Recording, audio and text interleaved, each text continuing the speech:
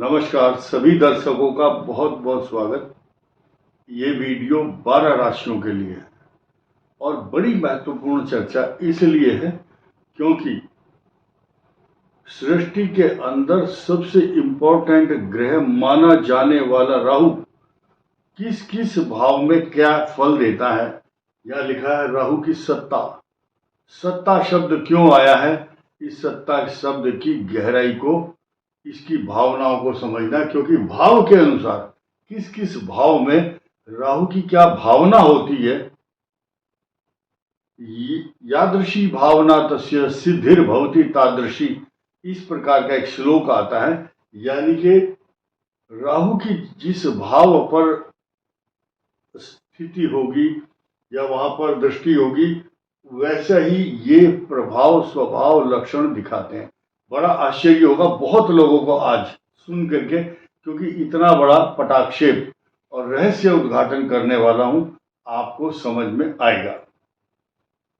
भाव के अनुसार क्या फल है राहु का, राहु की सत्ता कैसे हाथ में आती है तथा महादशाओं की जो स्थिति रहती है उसका स्वरूप क्या होगा, हर व्यक्ति को जानने की इच्छा रखनी चाहिए। रीजन क्या है?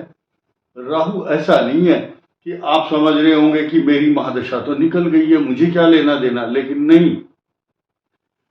गोचर के अनुसार या अंतर और प्रत्यंतर में क्या बिहेवियर पैटर्न होता है राहु का, ये समझना बहुत आवश्यक है।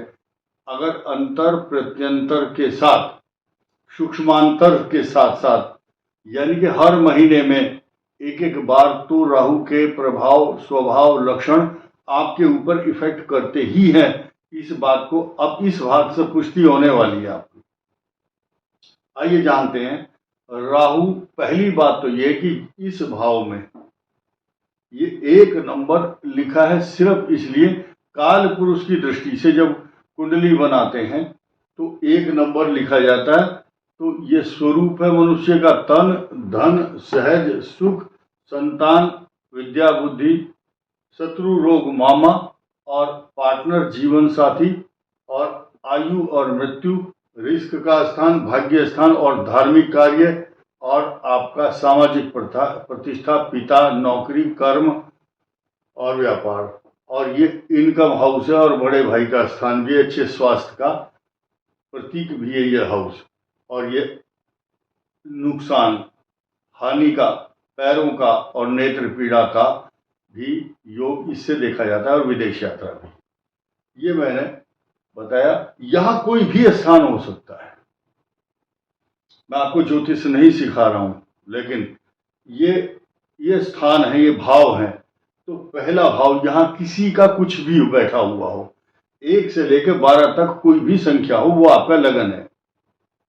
जहां चंद्रमा होता है वो आपकी राशि कहलाई जाती है।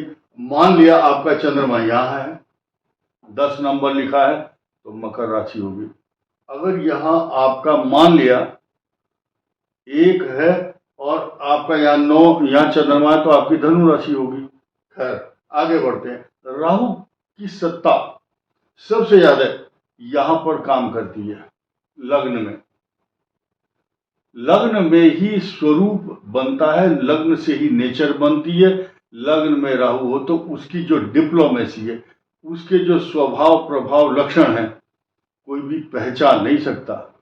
उसकी जो मुस्कुराहट है दिखाई दे रही है, लेकिन अंदर कितना क्रोध भरा हुआ है ये अपने आप को एक्सप्रेस नहीं कर सकते, करते नहीं है।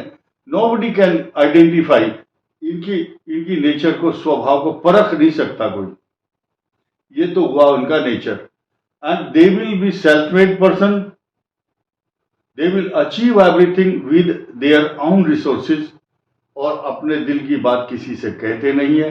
बहुत ही सजगता से रहते हैं, समाज में हर व्यक्ति को अपने मन की बात नहीं कहते, घर वालों से भी नहीं बताते। शादी विवाह और बड़े बड़े डिसीजन इनके अपने खुद के होते हैं, सुनते नहीं है किसी की। और इसके अलावा जीवन में अपनी सत्ता, ये सत्ता शब्द राहु की सत्ता होती है यहाँ पर। और जब जब इसकी महादशा आती है, यहाँ पर बैठे हुए राहु की बात कर रहा हूं मैं, वो आदमी अपनी दशा में बहुत कुछ हासिल करता है और अपने साम्राज्य को खड़ा कर लेता है। चाहे यहाँ 1 हो चाहे 8 लिखा हो, जब राहु की दशा आती है बड़े बड़े काम करता है। मान लिया एक व्यक्ति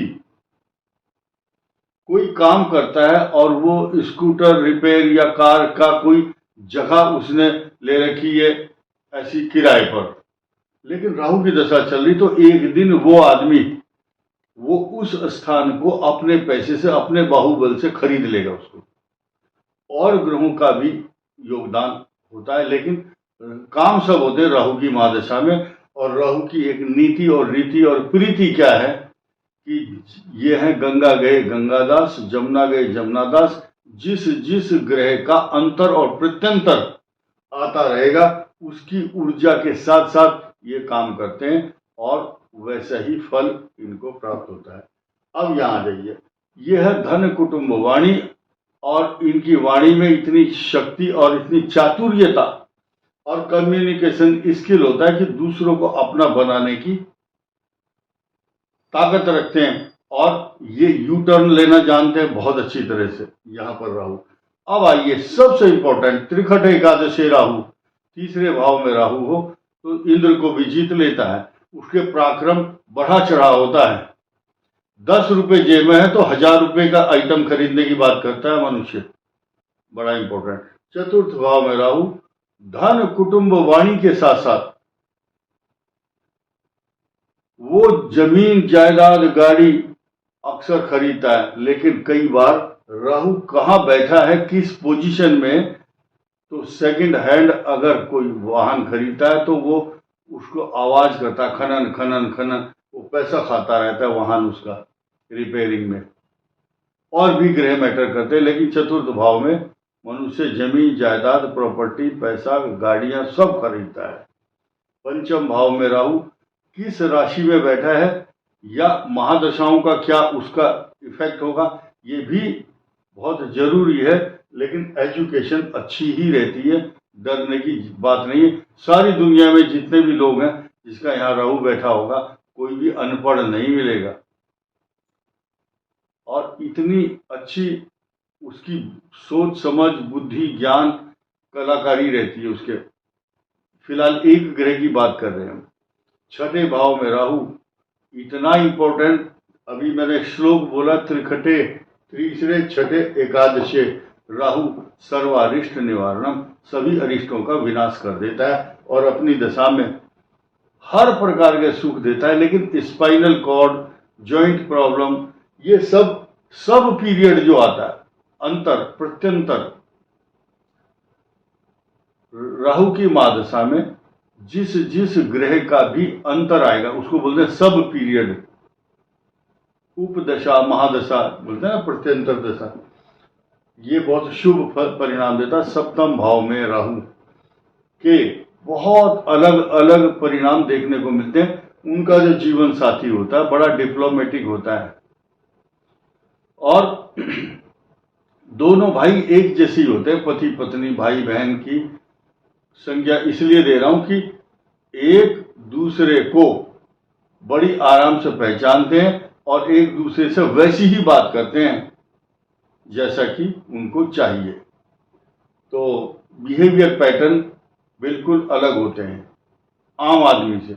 अष्टम भाव में राहु गुप्त चिंताएं देता है, लेकिन मनुष्य को दार्शनिक भी बनाता है, वैराग्य की स्थिति भी पैदा करता है, गूढ़ विद्याओं को सोचना और भविष्य में आने वाली घटनाओं का जो उनको शुरू में ही आभास होने लगता है, ऐसा ये ग्रह कराता है। भाग्य स्थान में राहु अच्छे ही परिणाम देता है। आज तक जितने भी लोग हुए हैं, अब देखिए ये तीसरा और 9वां भाव, केतु यहाँ हो या राहु यहाँ हो, उसके परिणाम भी उसी प्रकार से मिलते हैं। मान लिया बृहस्पति की दशा, बृहस्पति का प्लेसमेंट अच्छा है तो राहु बृहस्पति की महादशा के अंतर में या उसके प्रत्यंतर में अच्छे परिणाम देगा।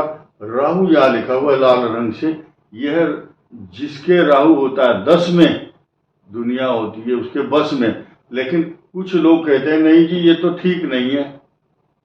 आप ये देखिए कि आपकी महादशा के दौरान अंतर किसका है। बड़े बड़े राजा महाराजा के साथ साथ जवाहरलाल नेहरू का तो नहीं, लेकिन सुभाष चंद्र बोस और गांधी जी का और विवेकानंद का ग्रह देख लीजिए, ऐसा ही था। वो दुनिया को एक नया काम करके दिखाते हैं। जो प्लानिंग करते हैं बाद में वो इम्प्लीमेंट भी हो जाती है, जो क्रियान्वित करेंगे उसको, उसमें सफलता प्राप्त होती है। इनकम हाउस में हमेशा कोई भी आदमी आज तक पछताया नहीं है जो ये कह सकता हो कि मेरा राहु यहाँ है लेकिन खराब फल दे रहा है। नहीं, उसको नौकर चाकर, वैभव, मान सम्मान, घोड़ा गाड़ी, रुतबा उसका बहुत अच्छा होता है, सोना चांदी और ऐसे ऐसे आइटम खरीदता है जिसका रिटर्न बहुत अच्छा आता है बाद में। 12वें भाव में राहु विदेश यात्रा, जेल की यात्रा तथा खर्चा भी ऐसे ऐसे कराता है, आदमी सोच नहीं सकता, और उनको नुकसान भी होता है अगर रिस्क वाला इन्वेस्टमेंट करते हैं तो। ऐसी स्थिति में ये जो महादशाएं हैं ये राहु की, और प्लेसमेंट के लिहाज से देखा जाए तो इसका सीधा संबंध अपना कोई अस्तित्व नहीं है, लेकिन अस्तित्व बहुत गहरा भी है जब इसकी महादशा में वो अंतर चल रहा हो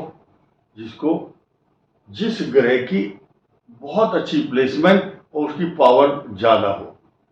देखिए एक छोटा सा दृष्टांत देता हूं। एक गांव में एक शादी के दौरान बैंड बज रहा था, बाजा। जब बैंड बजता है तो उसमें गांव का ही एक व्यक्ति लकड़ी का एक मुसल लेकर के अपने मुंह पर लगाकर सिर्फ नाटक करता है ऐसे। तो एक बुद्धिजीवी, बहुत बुजुर्ग आदमी ने कहा भाई रुको 1 मिनट, जितने भी बैंड बजाने वाले, जो भी आपका इंस्ट्रूमेंट है उसकी आवाज सुनाइए। सब रुके, सब बैंड वालों ने अपने अपने इंस्ट्रूमेंट की आवाज सुनाई। ढोल वाले ने अपनी और बीन वाले ने अपनी बीन बजाई। जब इसका नंबर आया, जो लकड़ी का आर्टिफिशियल मुसल लेकर के नाटक कर रहा था, उससे पूछा गया इसका नाम बताओ।